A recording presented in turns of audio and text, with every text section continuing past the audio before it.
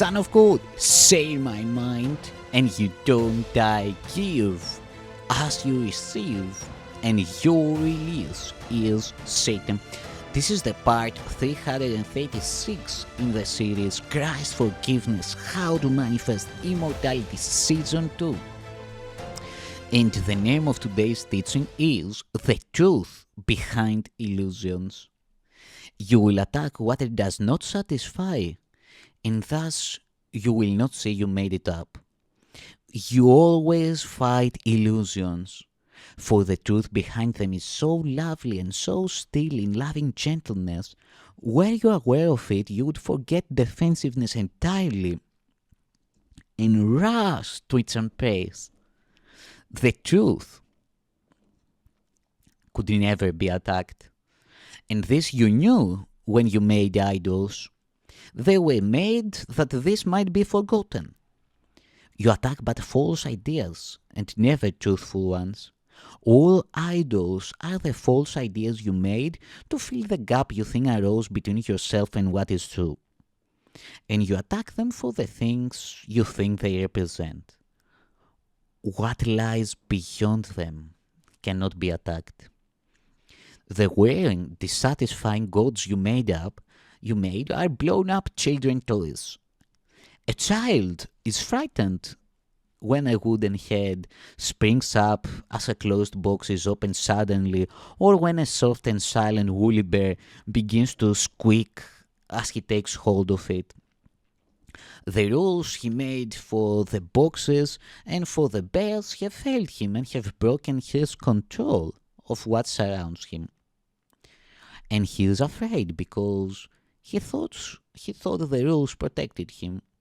Now must he learn the boxes and the bears did not deceive him, broke no rules, nor mean his world is made chaotic and unsafe.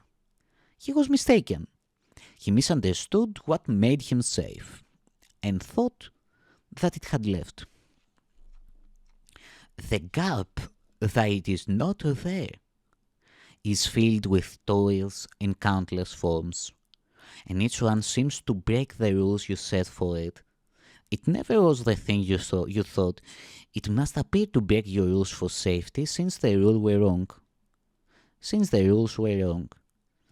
But you are not endangered. You can laugh at popping heads and squeaking toys, as does the child who learns they are not fed to him. Yet while he likes to play with them, he still perceives them as obeying rules he made for his enjoyment. So there still are rules that they can seem to break and frighten him. Yet is he at the mercy of his toys? And can they represent a threat to him? Reality observes the laws of God and not the rules you set. It is His laws that guarantee your safety. All illusions that you believe about yourself obey no laws. They seem to dance a little while according to the rules you set for them, but then they fall and cannot rise again. They are but toys, my child, so do not grieve for them. Their dancing never brought you joy, but neither were they things to frighten you, nor make you safe if they obeyed your rules. They must be neither cherished nor attacked, but merely looked upon as children toys without a single meaning of their own. See one in them, and you will see them all. See none in them, and they will touch you not. Appearances deceive because they are appearances and not reality. Dwell not on them in any form, they but obscure reality, and they bring fear because they hide the truth. Do not attack what you have made to let you be deceived, for thus you prove that you have been deceived. Attack has power to make illusions real, yet what it makes is nothing. Who could be made fearful by a power that can have no real effects at all? What could it be but an illusion, making things appear like to itself? look calmly at its toys, and understand that they are idols which but dance to vain desires. Give them not your worship, for they are not there. Yet this is equally forgotten in attack. God's Son needs no defense against his dreams. His idols do not threaten him at all. His one mistake is that he thinks them real. What can the power of illusions do? Appearances can but deceive the mind that wants to be deceived. And you can make a simple choice that will forever place you far beyond deception. You need not concern yourself with how this will be done. For this, you cannot understand. But you will understand that mighty changes have been quickly brought about when you decide one very simple thing, that you do not want whatever you believe an idol gives. For thus the Son of God declares that he is free of idols, and thus is he free. Salvation is a paradox indeed. What could it be except a happy dream? It asks you but that you forgive all things that no one ever did, to overlook what is not there, and not to look upon the unreal as reality. You are but asked to let your will be done and seek no longer for the things you do not want.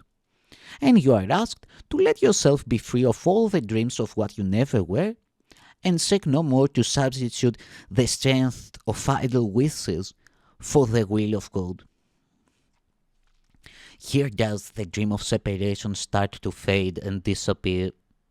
For here, the gap that is not there begins to be perceived without the toys of terror that you made. No more than this is asked.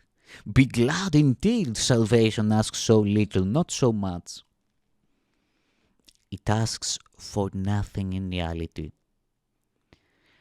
Such is the only rule for happy dreams.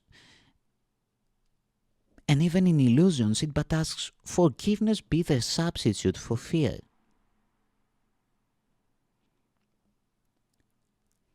Such is the only rule for happy dreams.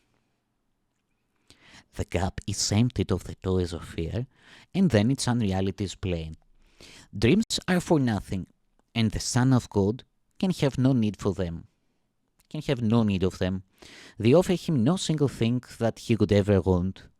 He is delivered from illusions by his will, and but restored to what he is. What could God's plan for his salvation be except a means to give him to himself? Thank you, Son of God.